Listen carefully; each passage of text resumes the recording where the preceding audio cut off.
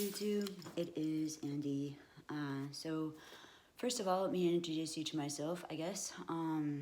So yeah, my name's Andy. I've been part of the system for quite some time. Yeah, I don't, it's, into our childhood. So I've been part of the system for, yeah, quite a while. Anyway, and so I am some things that maybe you guys know or don't know about me.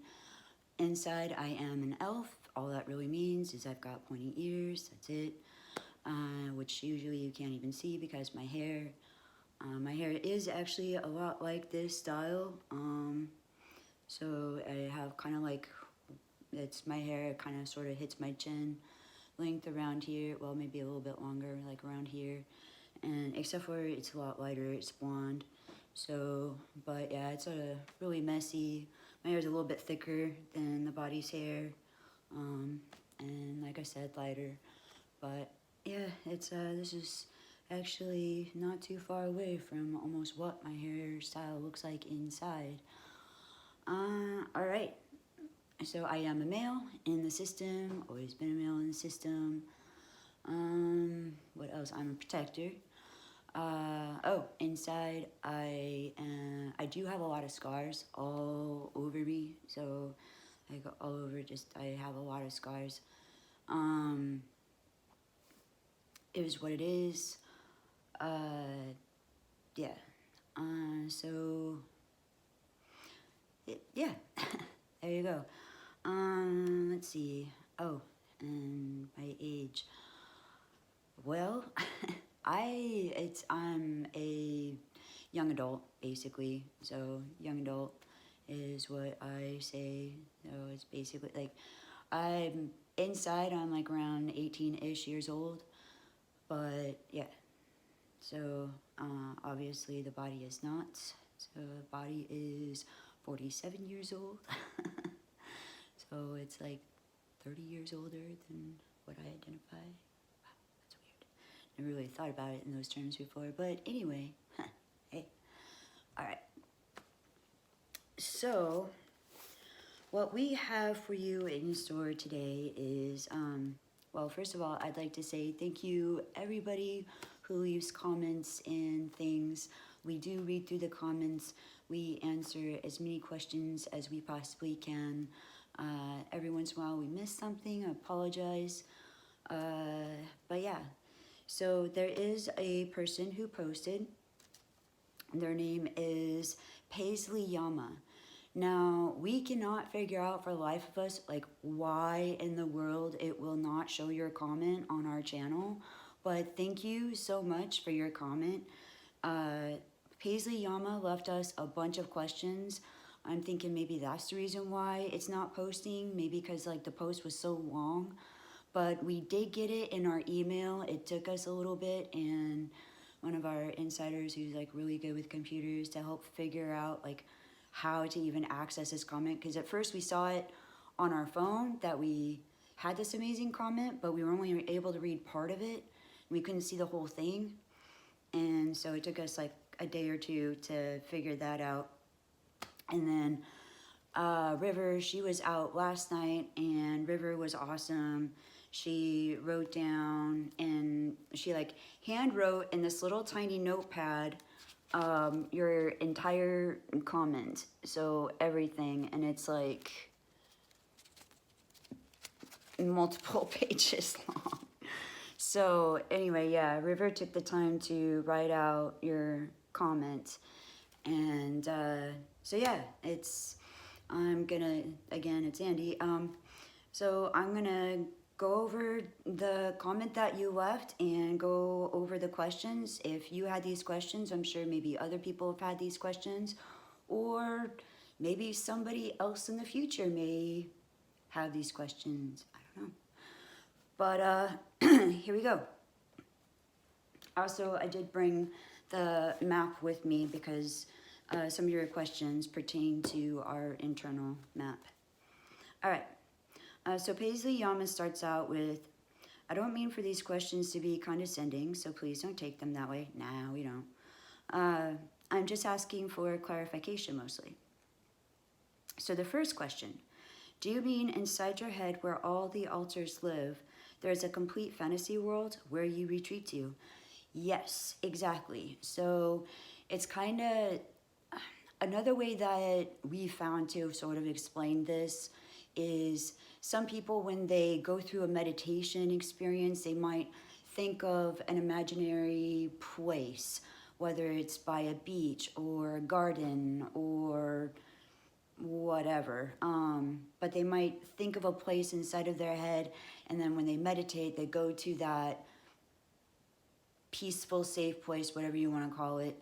And so it's a lot like that.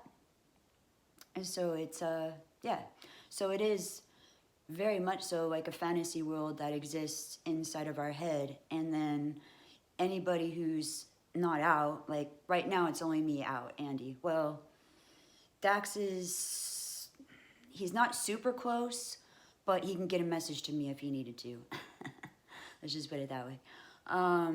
But he's not super close to the front, which that actually, we'll be getting into that later because that will pertain to part of your question.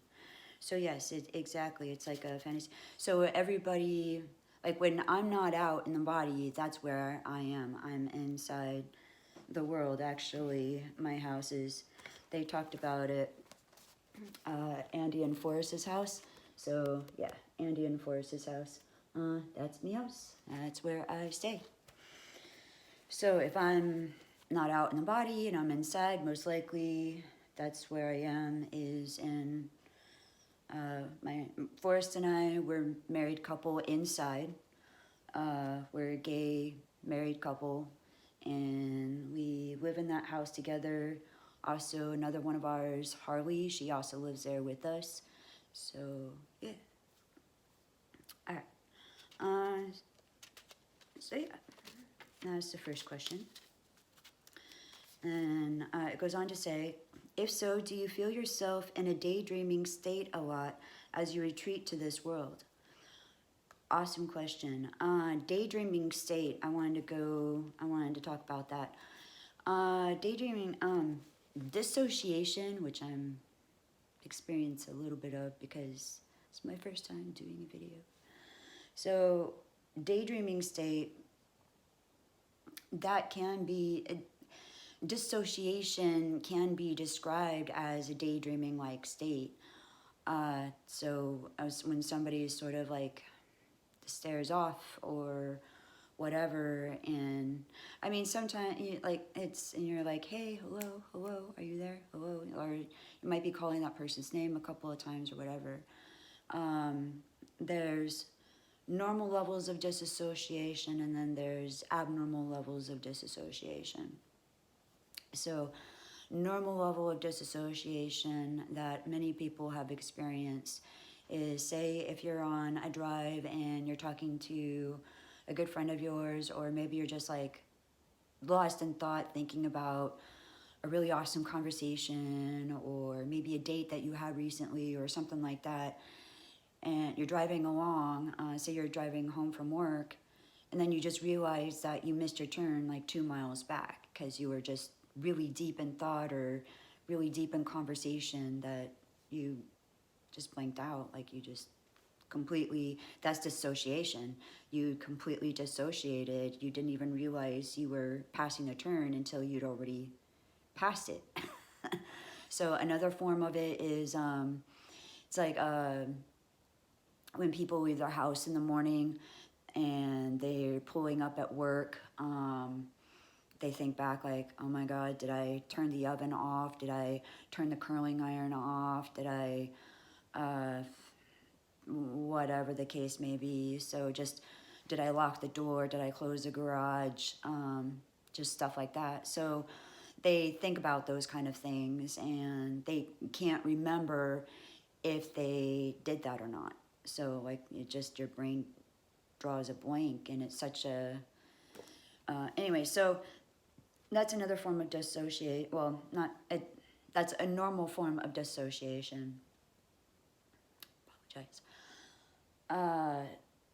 What I don't really know how to describe abnormal. Well, with D.I.D, there's other people, and like Dax is, well, yeah, I guess you could say Dax is dissociated right now, like extremely as dissociated as one can be. He's in the back, and like I said, even if he was to try to get a message to me, like he could get a message to me if he really, really needed to, but I don't know where he is, so I don't know. He's back there somewhere. Just like I know Forrest is back there somewhere, Harley is back there somewhere, Ash is back there somewhere, Marius is back there somewhere, Jeremiah is back there somewhere, Dez is back there somewhere, like River is back there somewhere. All of us are back there somewhere in the world. I don't know what they're doing because I'm in the body right now. I have no idea if they're aware of what I'm doing or not, which is actually partly one of your questions, but I'm getting ahead of myself. So dreamlike state, that can be a lot like dissociating. I mean, dissociation can be described as dreamlike state, sort of. The second question. In this fantasy world, you said it's about the size of America, yes, but you walk from place to place. Only if we want to. It would be more correct to say we can just directly transport. So, or like teleport or whatever. Transport, teleport, like same difference, I guess. So, well, this goes into, and let me read the rest of your question. Is time sort of fantasy too? Yeah, pretty much. There's really no sense of time inside. There's, to come to think of it, I don't think anybody even has any clocks. Well, Sarah did have a wristwatch at one point. So it was like a Spy Kids like wristwatch that was really high tech. That was when she was 5. Sarah, well, anyway, that's another story. So, she goes on to say, for instance, if the castle is in New York, could you walk just a few minutes and be at your tree house in California, and without getting tired, taking another few minutes and walk to the Littles' house in Florida? All right, so let's go back over this again on the map, so to remind everybody. Okay, so we're starting off at the castle. So, so for instance, could you be at the castle is in New York? Could you walk just a few minutes and be at your treehouse, which she's referring to the treehouse that Dax and Dex lived in for quite some time. So could you be in your treehouse and without getting tired, taking another few minutes and walk to the Littles' house down here? So walk to the Littles' house in Florida. Is that how it works? Yeah, pretty much. So it's more like just zap, zap, zap. Like I could be there in a second, in a blink of an eye, like that. So I could be, boom, at the castle, boom, treehouse, and then Little's house. It's, if we want to walk, we could, but it'll take as little or as much time as we want. So say if Forrest and I, we want to go on a nature walk, then we can go outside and take a nature walk through the meadows, the forest. Well, there's several forests to choose from. But anyway, so we could take a nature walk and take as little or as much time as we wanted. So if we wanted to even take the time to walk, we could. And be there when we want to be there to whatever our destination is. So yeah. Is time and transportation dreamlike?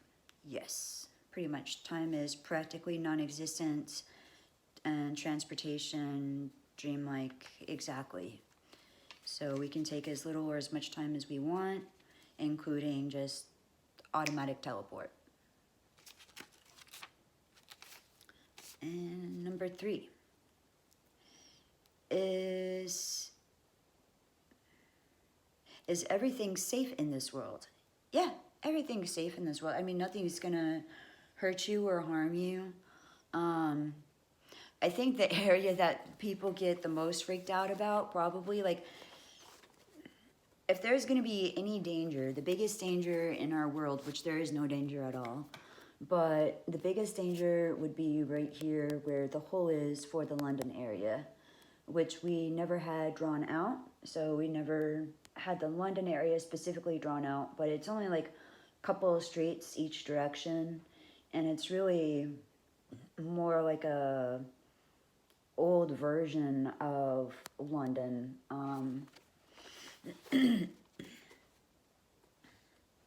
More like how they showed London, England in, what was that Dracula movie? Bram Stoker's Dracula, but it's the one with Winona Ryder and, his name. I can't think of his name, but yeah, anyway, Winona Ryder was in it, so Bram Stoker's Dracula, and Keanu Reeves was in it.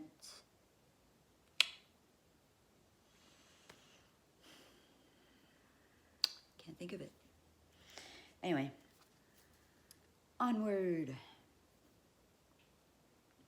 I'm wondering if it is a place you learn to withdraw to during times of trauma.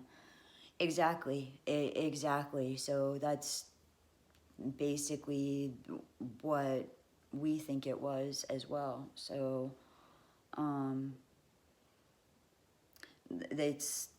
the castle has always been there for, like, as long as I've been in the system, the castle has always been there.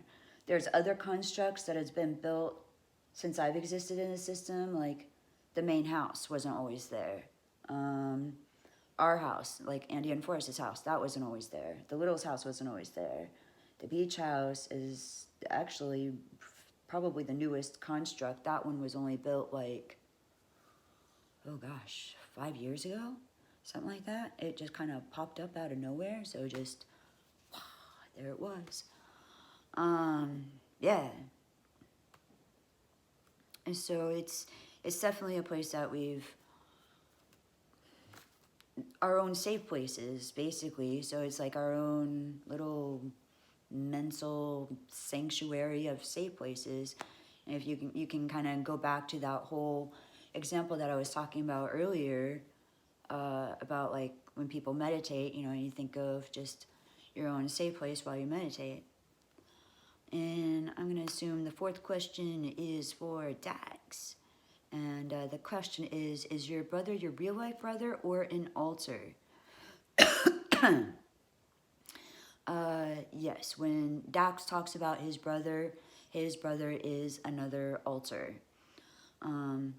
In real life, we do have a blood-related sister, which she has appeared in one of our videos in the past.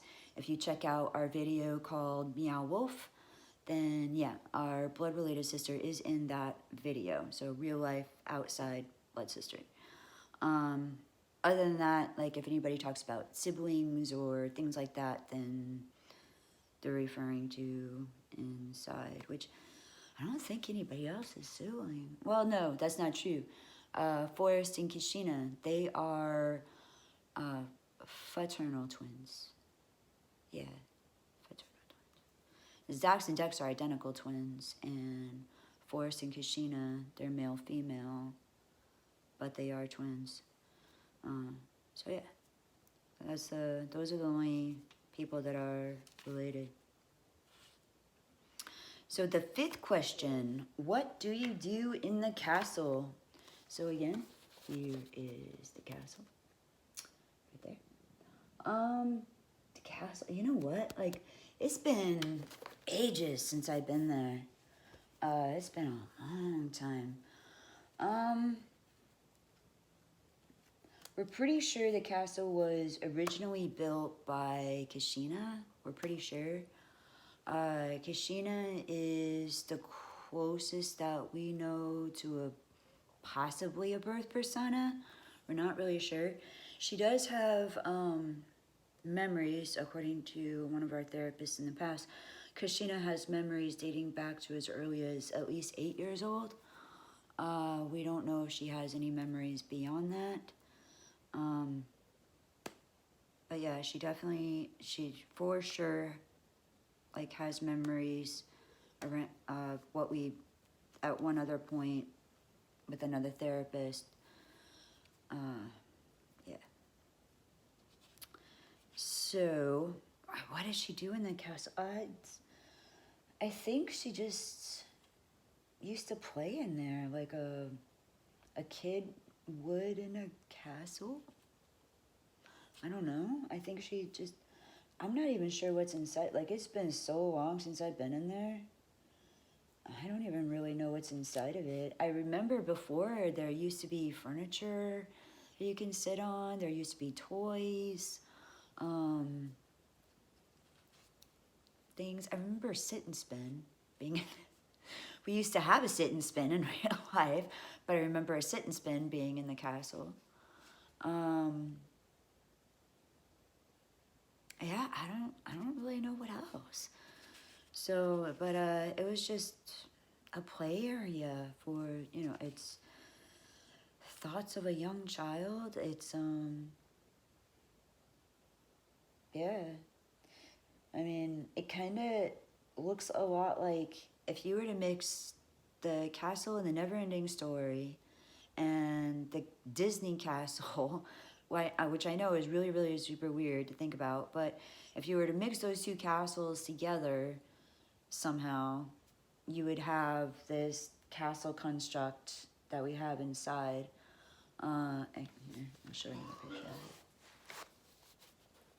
So, which, I mean, isn't like to a T an exact drawing. Like this tier up here is actually a rose, but that's okay.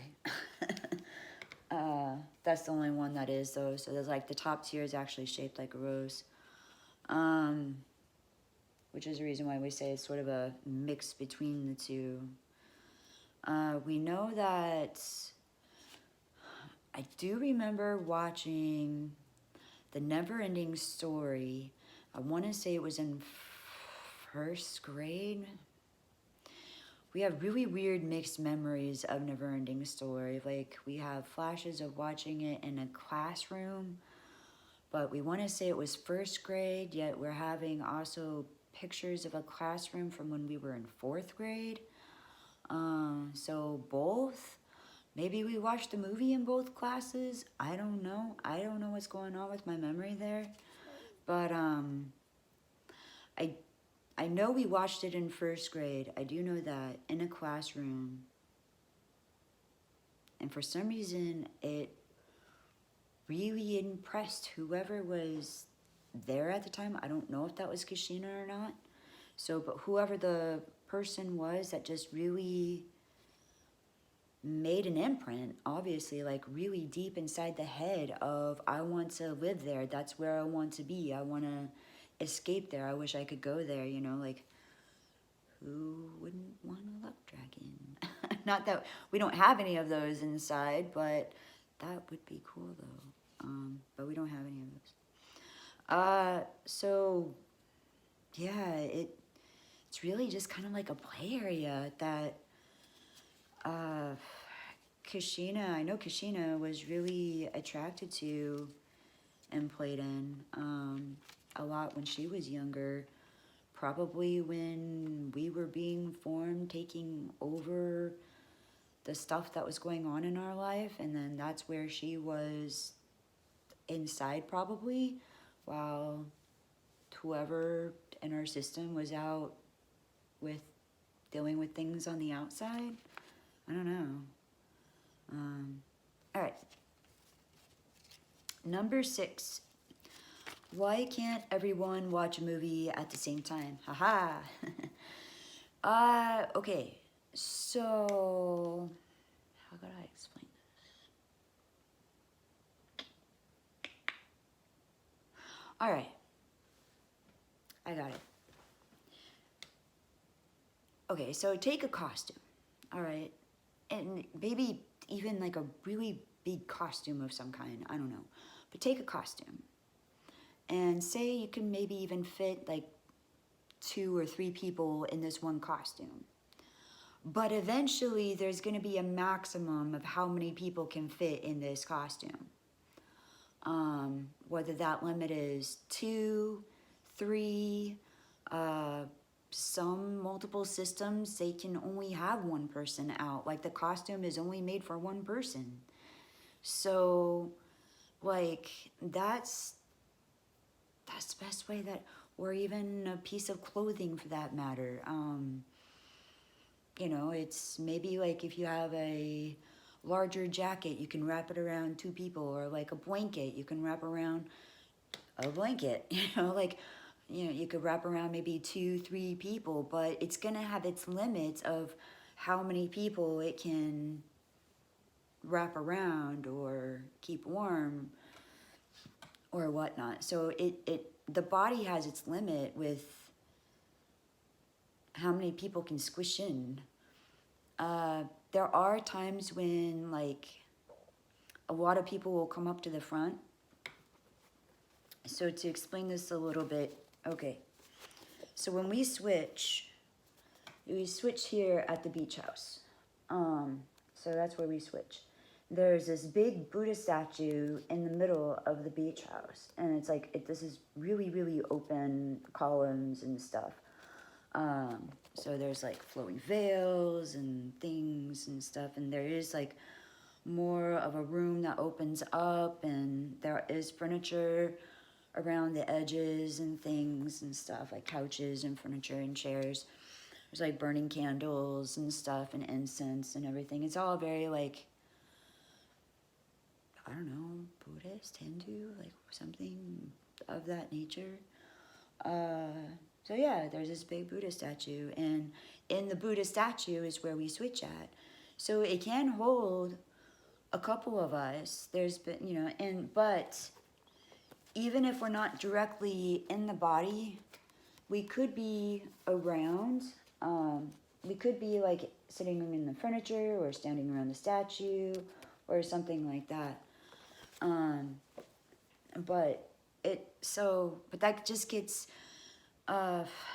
sometimes when everybody is up at the front like that, and there's a lot of people, or there's a lot of switching or whatnot, it can cause headaches, it can cause body aches.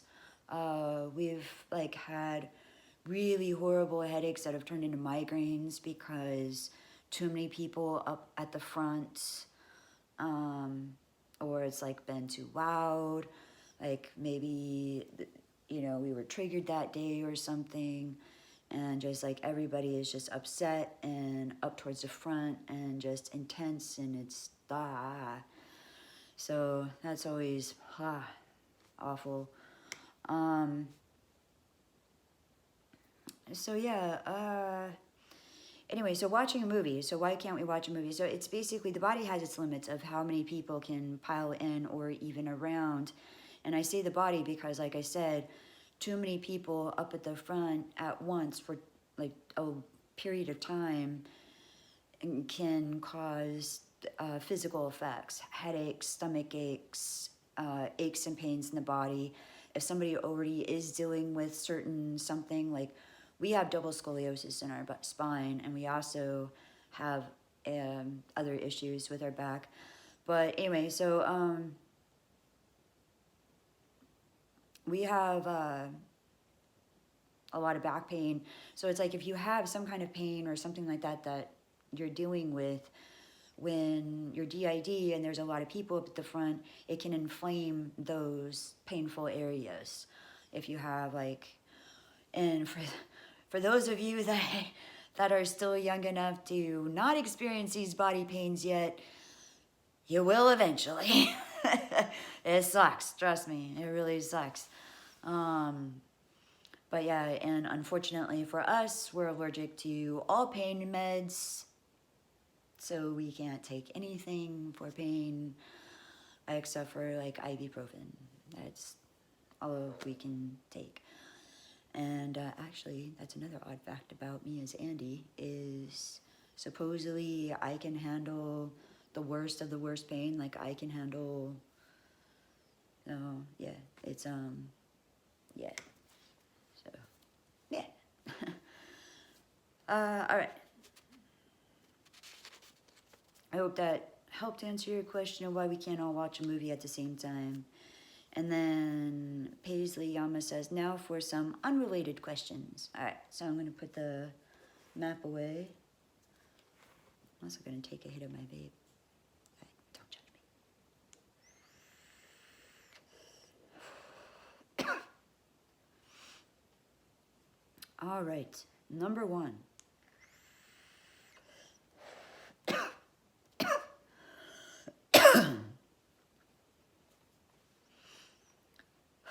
All right, so number one. Do you experience what others are doing?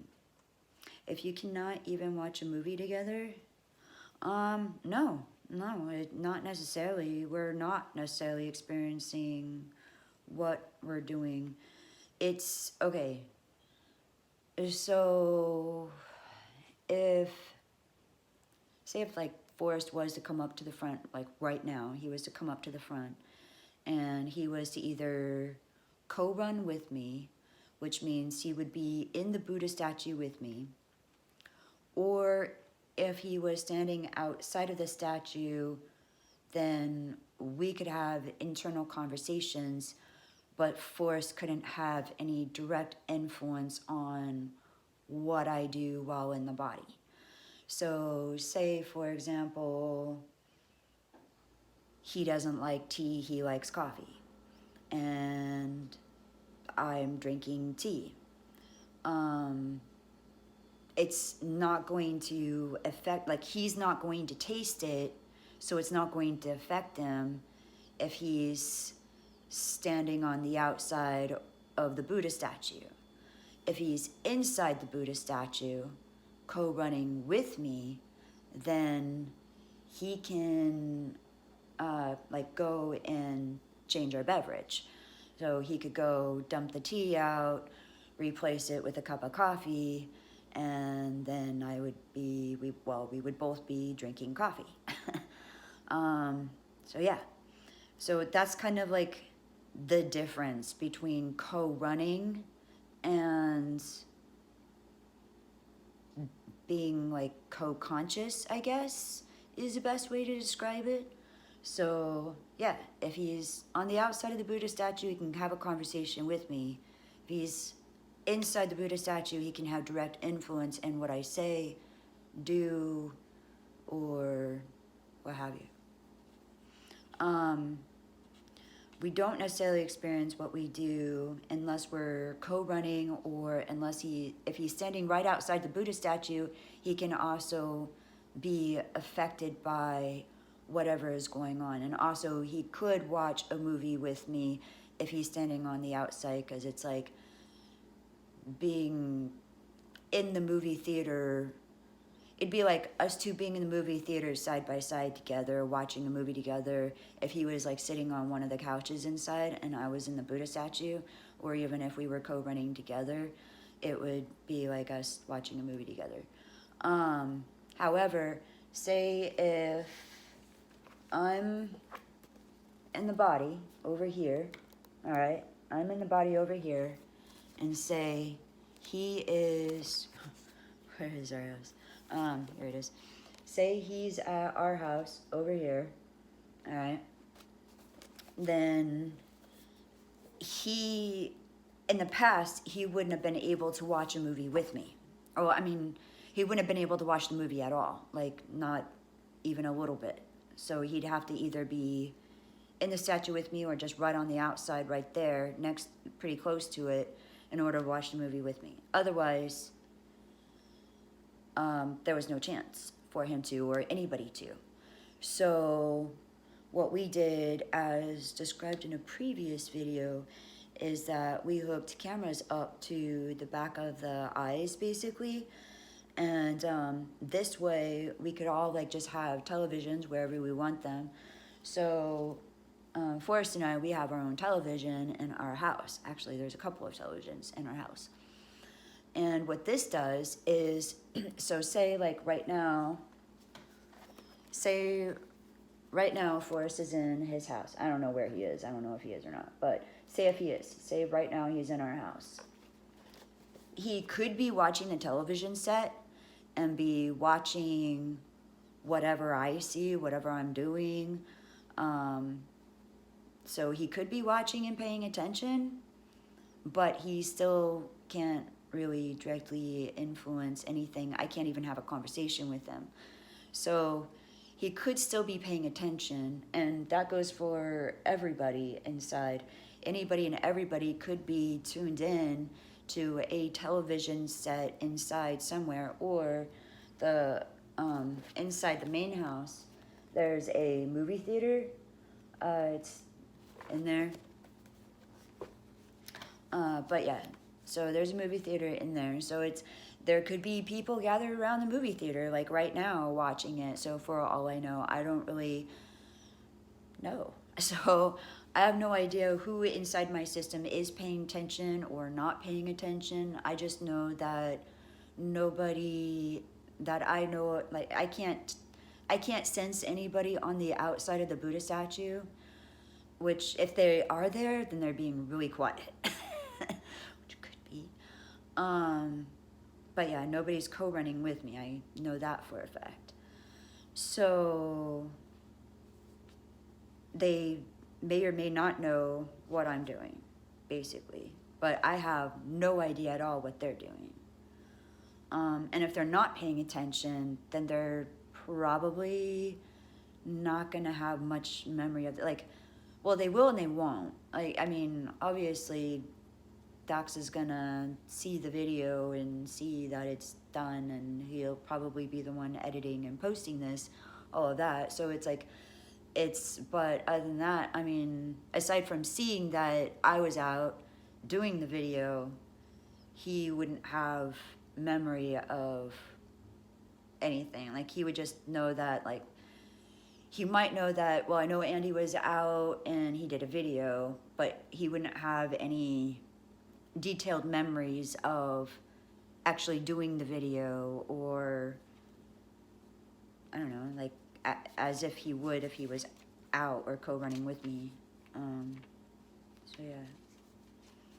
I asked this because there was a news report on a woman with D.I.D, and she said when she has sex, it is like an orgy. Everyone participates. All right. So hey, a high five for going there. And this is why, ladies and gentlemen, my channel is for adults only. All right, so we have had experiences where it could be kind of this way. Like, if one of us is doing something sexy or sensual and other people want to join in, participate, like for example, if I'm out and Paul and I are getting hot and sexy and Forrest wants to join me, then it's like, yeah, Forrest and I could be making out on the inside while Paul and I are making out on the outside. And if other people want to join, so but it also depends on comfort level and who's comfortable with what and with who, because it's like Dax and Dex wouldn't really be joined together. So in the same, that would be really weird for them to participate. And same thing with like Forrest and Kishina, that would be weird for them to be involved in the same thing. And it's also Ash and Dax, like, because Dax and Dex, like Ash is the closest thing that Dax and Dex know as to a father. So that would be weird for the three of them to be involved in anything together. So there's definitely like, if there's definitely things inside where if certain people are involved, other people wouldn't be involved. Yeah. So, and it goes on to say, or if she hugs, it is like a group hug. But one of her alters, which identifies as a man, said he doesn't like men. He is heterosexual. So he doesn't want the female alters touching him. Gotcha, gotcha. Yeah, all of the guys in our system are, well, I'm bisexual. Dax is asexual. So, but he's demisexual actually. He's like demi-asexual. And he also is, you know, well, us guys identify as trans and Dax identifies as.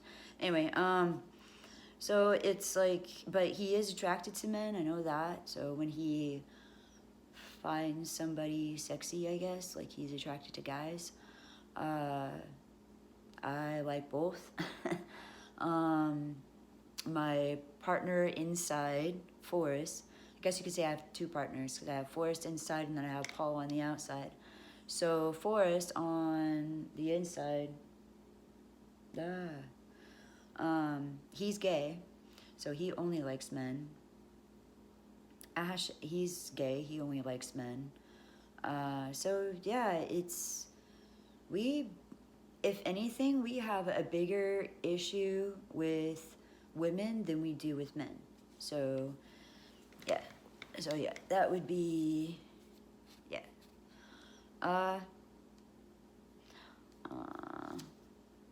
There's only one in her body that doesn't experience everything, and that is her. Her alters leave her out, so she has blocks of time that are complete blanks to her. Yep, exactly. So we do too, all of us do. So we all have blocks of time. We have like,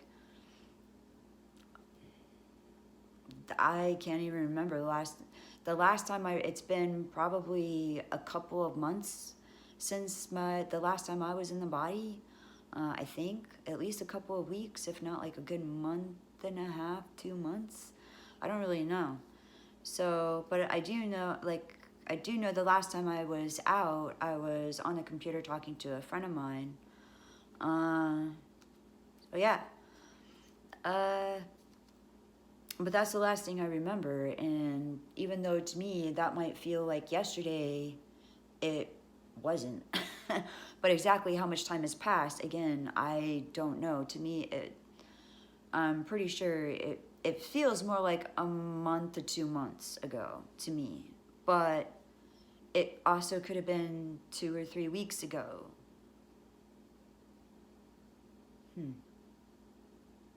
Yeah, I really don't know. Anyway, so yeah, we have complete blanks of time missing, so which has been an issue. It's an issue from what I understand, as many, like, the other multiple systems that we've talked to, they've all shared the same thing, that it's dissociative amnesia, I think is what it's called. So dissociative amnesia, pretty sure. So yeah, that's one of the things that kind of goes with being D.I.D, is those complete blanks of time missing. Again, it's dissociation. So it's kind of like the very basis of dissociation, is that it's a complete blank. So PaisleyYama goes on to say, it sounds different for you though, where only the one present does the experiencing, but everyone is aware of the experience. Whereas in her case, all seem to experience what each one does, except for the main person who is not even aware. Yeah, earlier when I was talking about, like, so whoever wants to be aware is aware. Anybody could be watching a television set inside. There could be people sitting in the furniture and around the Buddha area.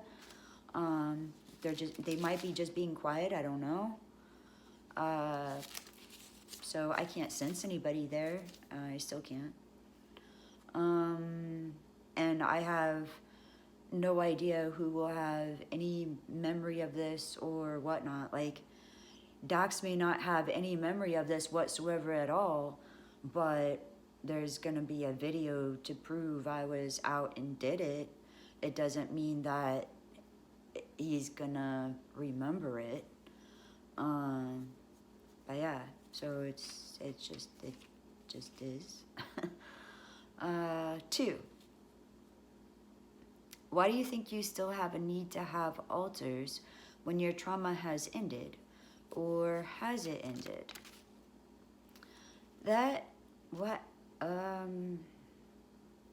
Why do you think you still have it? We just are. That question is that's really confusing. Well, I can tell you for a fact our trauma has ended. So there's no more trauma, and I mean, there's always like something that could happen. So like if you get in a car wreck, that's traumatic. If a friend of mine dies, that's traumatic, which did happen a year ago.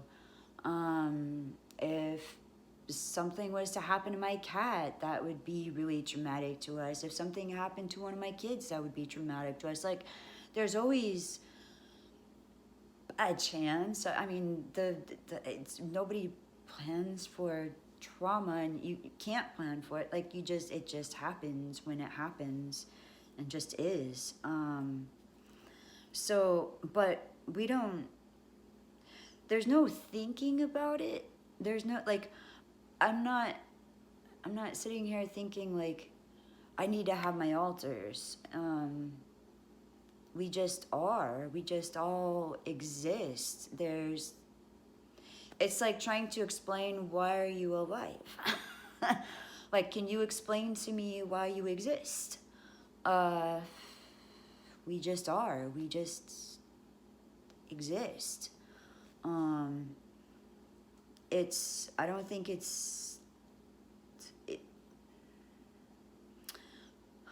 why do you think you still have a need to have alters when your trauma has... See, okay.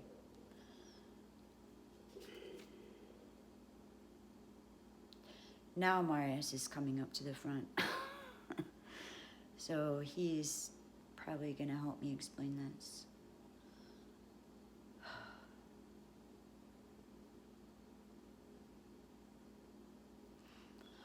Okay, so this is Marius. Hello everybody. I have done a video in the past. It was, I believe, something about new alters coming into a system and what to do and how to deal with that.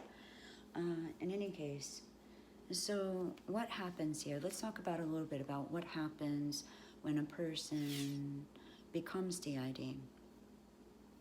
And so what is commonly explained by psychological science so far, as best we understand it, is that when trauma happens in a young childhood age, often perceived as being younger than, somewhere between younger than 7 to 9, 10 years old, somewhere around in those age frames. So I've also heard maybe as old as 12, 13.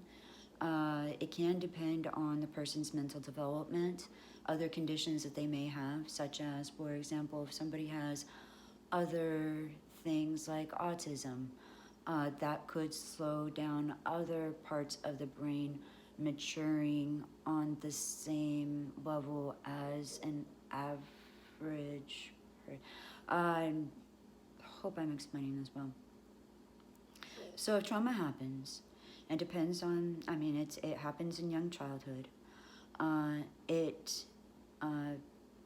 Sometimes, some people will say it has to be a repeated trauma. Some people say that it doesn't. It could just be a one-time thing.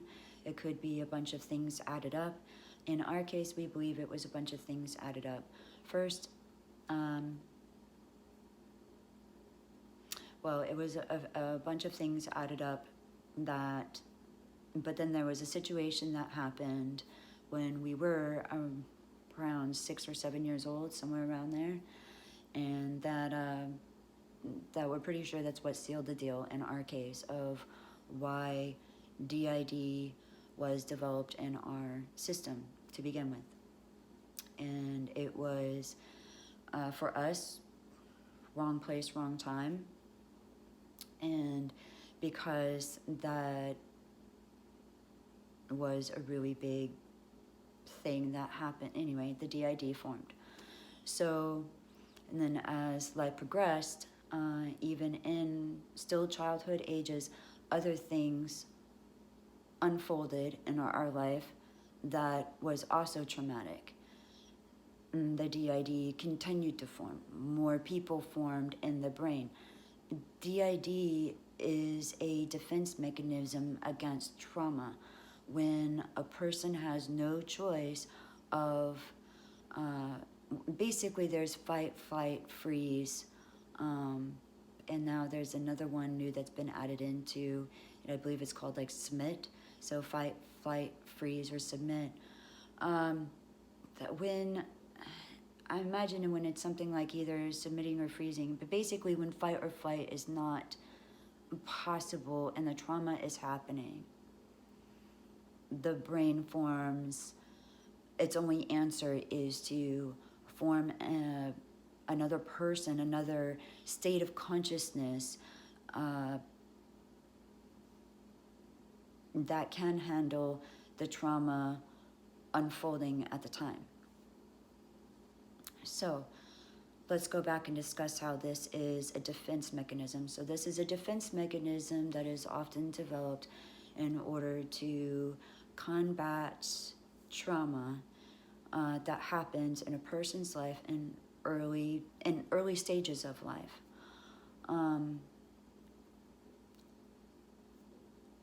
Even though that trauma has ended, once the brain has learned to deal with trauma in this form, D.I.D can still happen in the brain as life unfolds. So I can speak as again, the body is in its 40s. We're in our mid 40s, 47 to be exact. And we were diagnosed, and the first time of our diagnosis actually was at the age of 17 years old. We were within a certain range of turning 18, and the things that we were telling to the doctor, it just made sense to the doctor. And it's actually at that point in time, it was called multiple personality disorder. And then later it was changed to dissociative identity disorder, when I believe it went from the DSM-4 to the DSM-5, I believe is when it was changed. I don't know what year it was exactly, but I believe that was still back in the 1990s. So, in any case,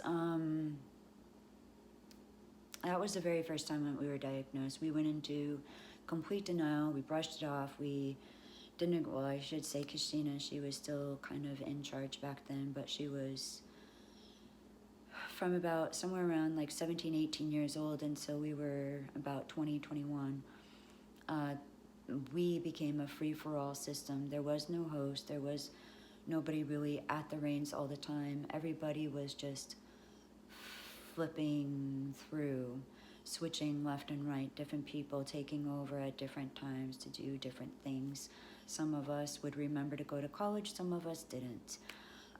So some of us remembered to go to work, and some of us didn't. So there's been a lot of struggles throughout our life being this way.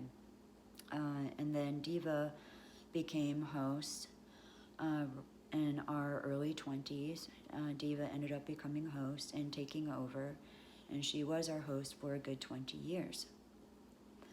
So it wasn't until around 39, 40 years old that something else happened in our life that affected us as a system very hard, and which is the reason why Diva is no longer our host and now Dax is. So as a system, we've gone through a lot of different hosts, and there's been a lot of different people that a mental health professional would describe as a fragment. A fragment is not a fully formed person. It's more like looking at something in 2D versus 3D or something.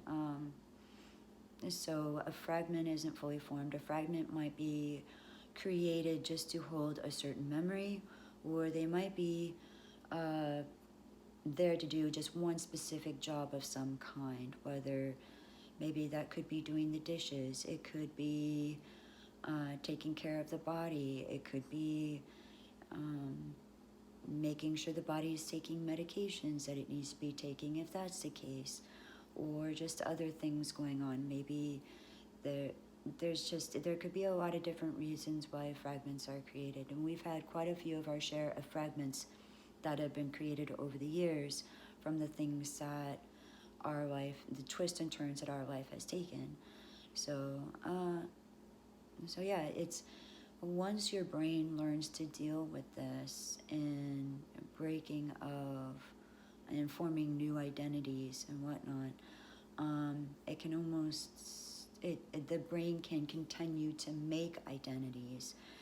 It's not that we think we need them, the brain just does it out of our control or grasp. So we have no control over who is created in a system, if they're male or female, or why they're created. We have no control over that. And then it's some people, we are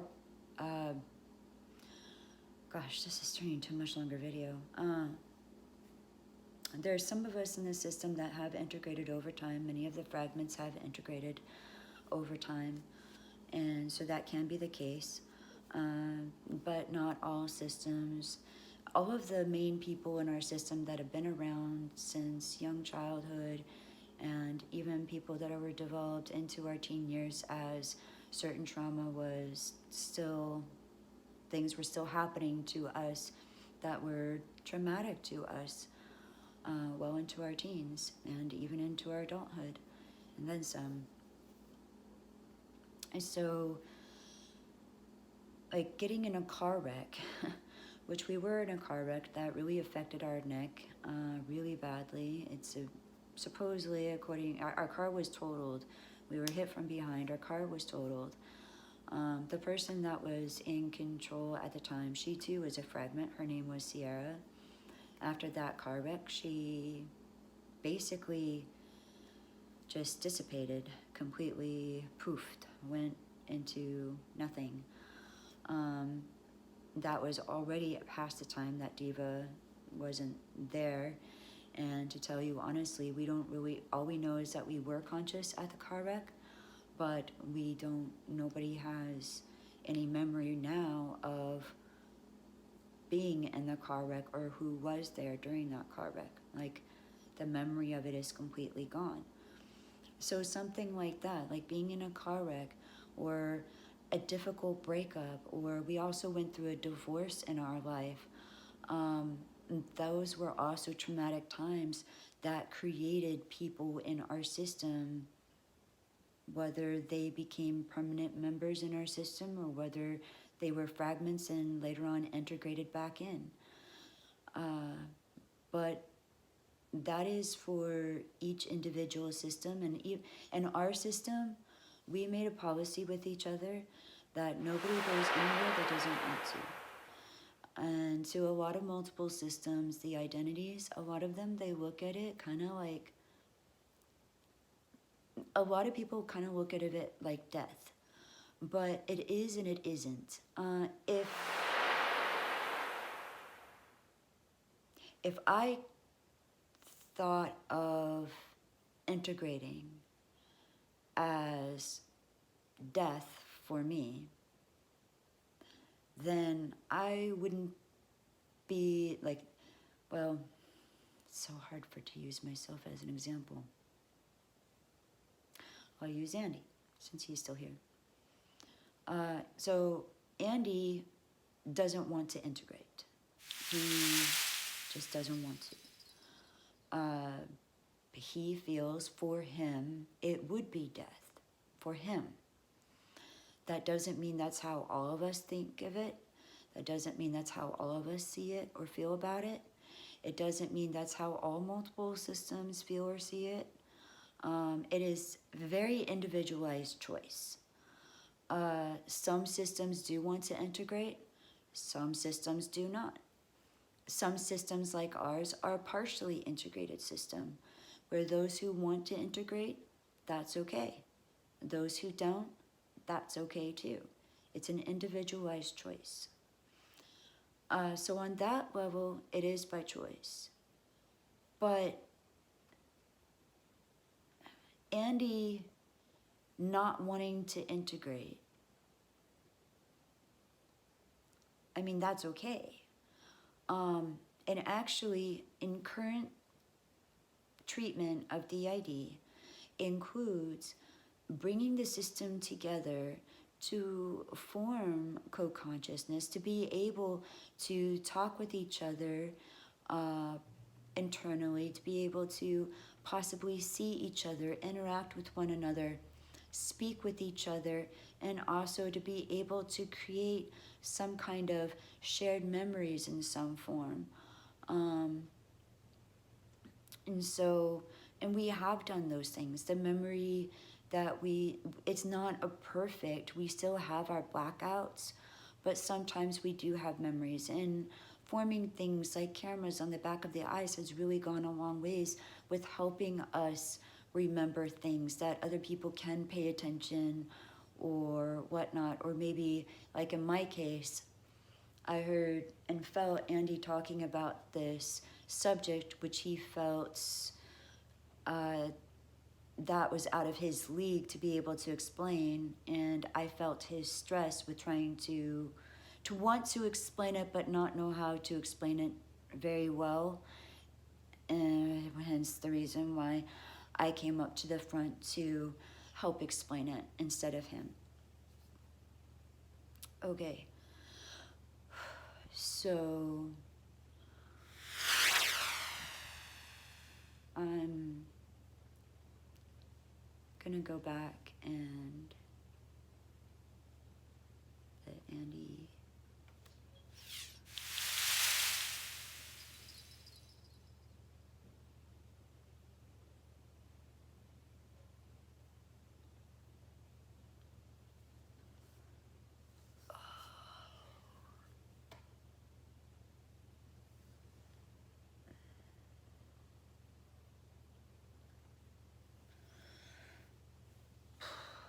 All right, guys.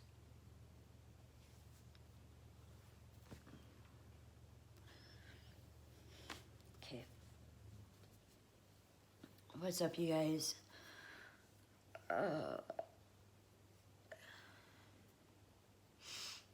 So it's Andy. It's kind of Andy again. I mean, I can still kind of feel Marius really close. To try to explain what's going on with us currently in the moment. So Marius is like withdrawing out of the Buddha statue, and he's like trying to like pull his essence, spirit, energy all the way out. And my daughter is approaching. Hey, what's up? I'm getting food. I'm gonna need a minute to recollect myself here, and yeah, so I am gonna be back with you guys in just a few minutes. So let's. All right. Hey everybody, I am back. Again, it is Andy, and all right, I'm ready to continue on here. So Marius is fully retreated back. I don't know where inside he went. I know usually he hangs around the main house. So yeah, all right. So I'm gonna go ahead and finish up Paisley's questions. So the third question that PaisleyYama states is, the woman I mentioned above said she wished she didn't have alters because she wants to be one person and experience life on her own. She wants her life to be hers, not being taken over by alters. Do you feel the same? Interesting. Well, there there have been, okay, so when our other host Diva, when she was first finding out and coming to terms with, okay, maybe there is something going on, maybe it is D.I.D, maybe it's something else, I don't know, because during that point of time she didn't want to believe that's what it was, and none of us, I guess, really did. uh, it's She has described it before in the past in journals or the like, um, that the first time that she herself went and saw a therapist and talked to a therapist, and the therapist, for without a doubt, said that, yeah, you are dissociative identity disorder. Um, she said it felt like being given a life sentence, but her sentence was insanity, but she didn't do anything to deserve it. Or, she couldn't think of anything. Anyway, and so it's like she just thought this was really messed up, that she has to pay for the rest of her life of being quote unquote crazy and whatnot. And then she didn't know what that meant. Like, could you be a healthy parent and be D.I.D? Would she ever be able to hold down a job, have a career, do these other things? And the answer is yes. By the way, yes, you can do all of those things, even if you are D.I.D, and it doesn't matter. You can do those things.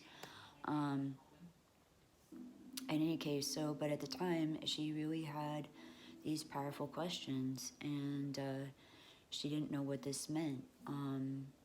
She did feel that her life would be simpler, easier, if we didn't exist. I remember her trying to tell us at one point, this was like back in her like mid to late 20s, and saying, okay, I don't know, like, I just want you guys to leave. I don't know where you guys can go, but just go, leave. You guys can't be here anymore.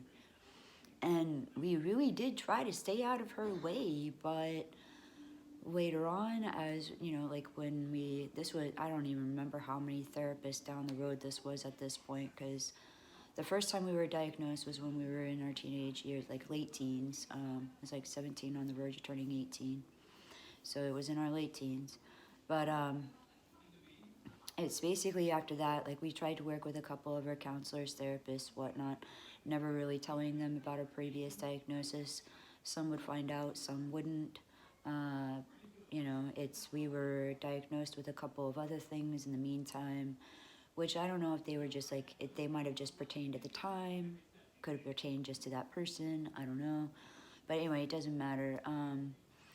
We went through a couple of therapists, is my point, before we actually found a D.I.D specialist to work with through an incredible website. It's called the International Society Dedicated to the Study of Trauma and Dissociation.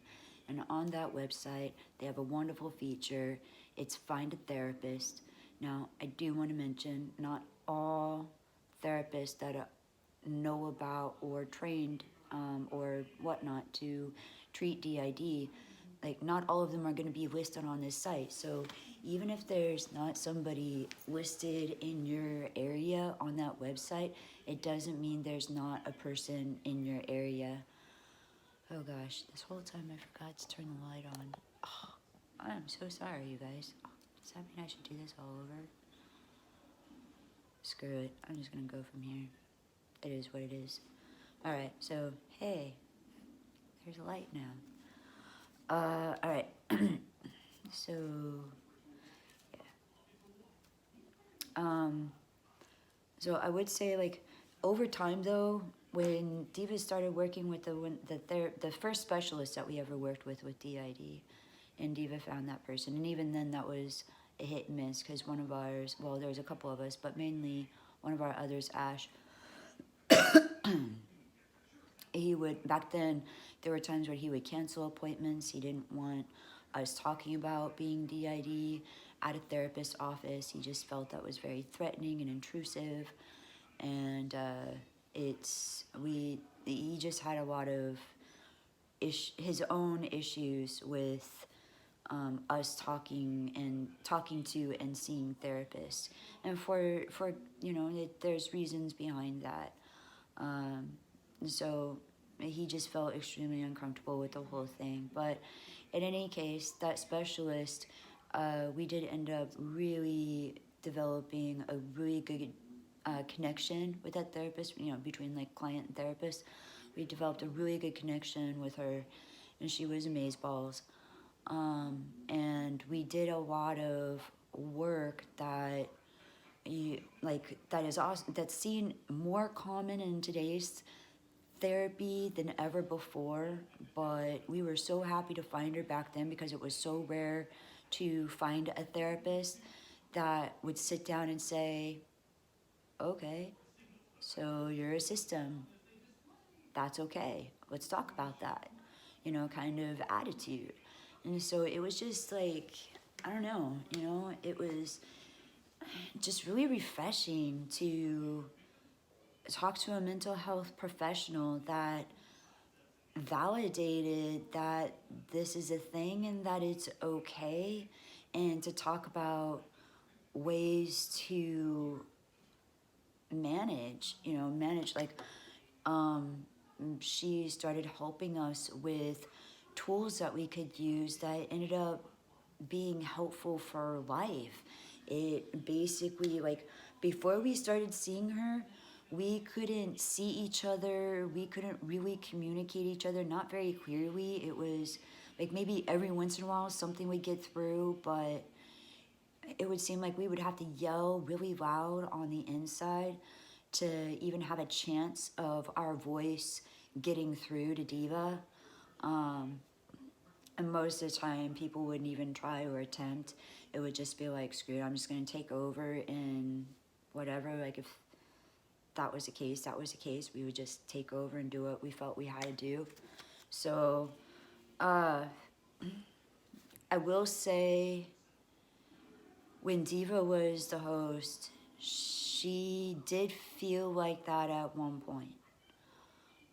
But after working with that therapist, she came to terms with being D.I.D. In fact, she asked that therapist directly, how do I cure this? How do I get rid of them? Like, how do I end it, kind of thing. And the therapist said, well, there's not a cure that she knew of, that we could very well be this way for the rest of our lives. And that it is, for now, let's just focus on tools to basically help us communicate with one another, interact with each other, all of that. Because we were all inside the internal world somewhere, but it was like we just couldn't see each other, like we could be, for all we knew, we could be like standing in front of one another, but we wouldn't see each other, or at least not everybody saw each other. Like, some people would see a certain other person. Okay, so for example, Dax and Dex, they're twin brothers, identical twin brothers, inside alters, and they've always been able to see each other. Ash and Dez, they're not brother and sister, they're not a couple, but they are like best friends. But Ash and Des have always been able to see each other and talk to one another. So there have been certain people inside that have always had like maybe one person that they could talk to or see or whatever and interact with, but it wasn't Marius, he's the one who started finding us on the inside, really, and sort of gathering us together and being able to start formulating us, being able to see each other, communicate with one another. And this really helps with building things like the co-consciousness, to be able to remember things even as simple as remembering where you parked the car when you went into the grocery store. Because we could go into the grocery store, possibly maybe switch in the grocery store, and then come back out and not know where our car is, or go to the movies for that matter and switch like a dozen times while in the movie theater, and whoever is out coming out, we have no idea where the car. We actually like lost our car and wandered the parking lot for 2 hours one night because of that. We started really believing our car was stolen. Turns out it wasn't. But yeah, that was really that freaked us out. So how do we feel about it now? Like, it's just been so long, and we've never known any other way of life than being a system. True story, we even have a teacher, well, my sister told us about this. We don't actually have any memory of this, but my real life sister, blood related sister, the one that's in the Meow Wolf video, so she even told me that there was a teacher that we had her for 2 years, 3rd grade and 4th grade, and that teacher pulled my parents in for a conference when I was in 4th grade and said that this is not the same child I was teaching a year ago.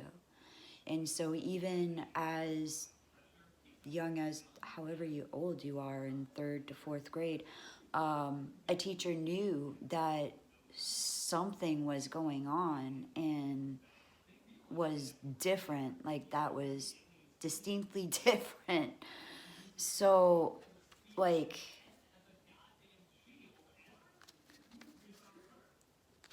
it just is. So for as long as we have known, we've been a system, and this is the only life that we all know, is being a system together and just trying to make the best of it with one another, whatever that means. It's a lot of compromising with one another. There's sometimes sacrifices that people have to make inside. You know, there's just stuff. Like, you know, it's no different than how, say, somebody who's trying to be more, like, when you're trying to be more mentally healthy, there's things that you do, or maybe sacrifice, or decide that it's important to change about your habits, like maybe your mental habits, in order to get better and to process better as best as you can. Aren't we all working towards being the best potential selves we can be? So I don't know, that kind of thinking just makes sense to me. So, but then again, I'm like an elf, so it's, I don't know.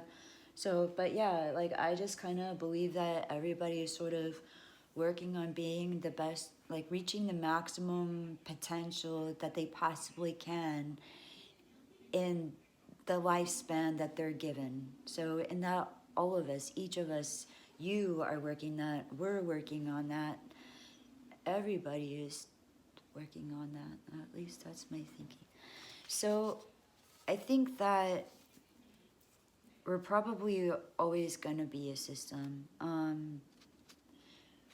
It was that same therapist that actually told us that it's better.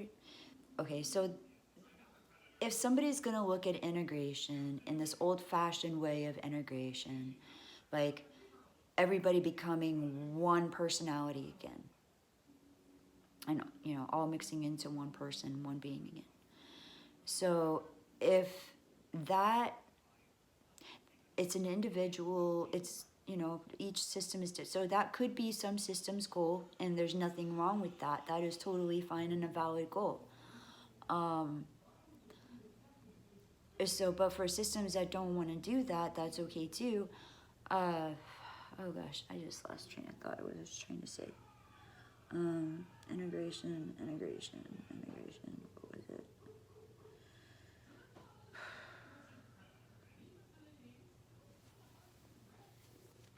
gonna come back to me.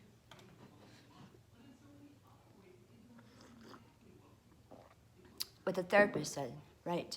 Okay. So basically, what that same therapist told us was it's better to look, if you're going to look at integration as everybody becoming one person again, everybody intermixing, then it's better to look at that as something that could happen. It's like healthier, she said, to look at that as something that could happen versus looking at it like a goal. That if it was to happen, it should happen as easily and as effortlessly as breathing air. And that there shouldn't be any feeling of anybody missing anybody, or like it's a quote unquote suicide thing or something like that. So yeah, it shouldn't be anything, like it shouldn't have any feelings of death associated with it if it is to happen. So in the people that have integrated in our system, that has been our experience. It did happen very easily. It didn't happen, it did not happen in a therapist's office. It happened at home. It happened like while we were asleep. It wasn't like deep trauma recovery. Maybe it's because some of the things that we did work on with our trauma, those fragments mixed back in somewhere. But the people that are more, as we described before, 3D, to borrow another friend of mine's, and that's also multiple way of describing it, like 2D versus 3D. Those of us have been around for a while, like we've always been there. We can easily see that we're always going to be a system. Again, we're 47 years old. The first time we were diagnosed was 17. We didn't come to acceptance about that until in our late 20s. It is the first time that we worked with a D.I.D specialist. So for the last 20 years, we've spent our life utilizing all of the tools that we've learned over the years, that all of the therapists that we've worked with, regardless how long or short of a period of time that we worked with them, for different reasons, some of them for trauma, some of them for PTSD, some of them for specifically D.I.D stuff. We worked with a therapist when we went through a divorce. We worked with a therapist that specifically dealt with divorce. At that, with that therapist, we did tell that person, because we were already well practiced with talking to therapists openly about the D.I.D by that point, that we did tell that therapist about the D.I.D, and that therapist was very honest and said, you know what, I've never treated anybody with D.I.D before. I don't really know much about that. And we said, you know what, that's okay, because we don't really so much need help at this point with the D.I.D stuff. It's the stuff that we were, the emotional things that we were going through dealing with the divorce that a lot of us had, that we had to deal with. It's like, all we needed to know from her is, can you accept that we're D.I.D and that different people in our system will be talking to you for different reasons about the things that we've gone through, or whatever we needed to process with a therapist about the divorce. Because there was a lot of people inside. There were some people that were sad. There were some people that were really happy. There were some people that were in between, that had confused, mixed emotions about it. There was an array of things going on and that's normal to happen, but we just had a lot of people processing a lot of things. That's a big, huge turn in a person's life, and it's not one you really plan for or ever expect. Like, nobody ever goes into a marriage going, gosh, I hope we get divorced later on. You know, like that just, I don't know. Yeah, so, yeah, that was really devastating in our lives, and it affected a lot of us, but it affected us in different ways. And some of us in very complex ways. So there you have it. In which case, I mean, she was able to accept that. That was fine. You know, so she's all, that's good. And she took it as, you know, a learning experience for herself to get to know a system. And she had the ability to get to know us as a D.I.D system without having to be a D.I.D expert, but instead just sort of learn from it in her own way, I guess. So it's or at least I'd imagine. I don't know. I mean, she, it. I don't remember like. I don't remember any exact statements of anything that she said, but uh, she might have allegedly said something like, "This is a good learning experience for me," or something like that. Something that would leave that kind of impression. I don't know if she said those exact words or words that would leave that impression, but you know, she was very positive about the whole thing, you know, so about the D.I.D. Well, of course, about the D.I.D. part, but yeah, she definitely helped us with why we needed to see her. So not all of the therapists that we've worked with have been D.I.D. specialists, but a lot of them have taught us different tools over the years of things that we've learned to, well, we've learned to use them as best as we can, as appropriately as we can, when we've needed them. So, yeah, there you have it. So I think most of us now, like, well, Dax is a host now in our system, and he grew up in our system from, it's like when we first found him in our system, him and his brother were only 6 years old, and they grew up in this system, much like how people age in on the outside world. They grew up like that in our system. So it's kind of weird. So it's like Dax has said a couple of times that it's been weird for him, because for him, he kind of has like, there's two different childhoods. There's the childhood we actually had, which wasn't all like horrible. Let me get that straight. Like, we had some really great, amazing, awesome times with our family and stuff like that. So there were some things that happened that were unfortunate, but it wasn't like our entire childhood was doom and gloom. We had some good times.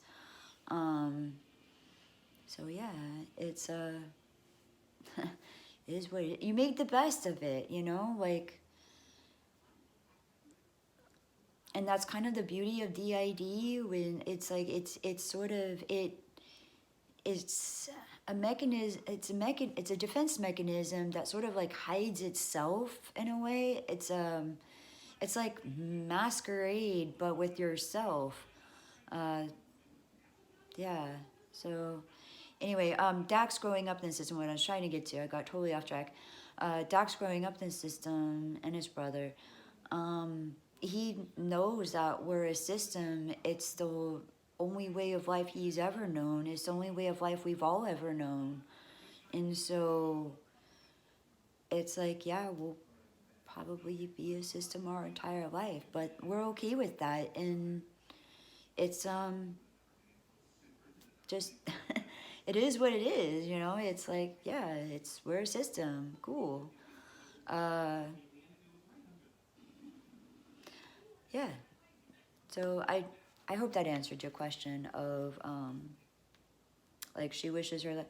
I mean, in a fantasy world, like, if I could have my own body and be my own self and whatever, then yeah, that would be awesome, you know, but isn't it awesome for everybody to think of like what if situations, like what if I was a millionaire? Like that too would be really, really awesome. You know, like it's, there would be things that could be awesome. Like it,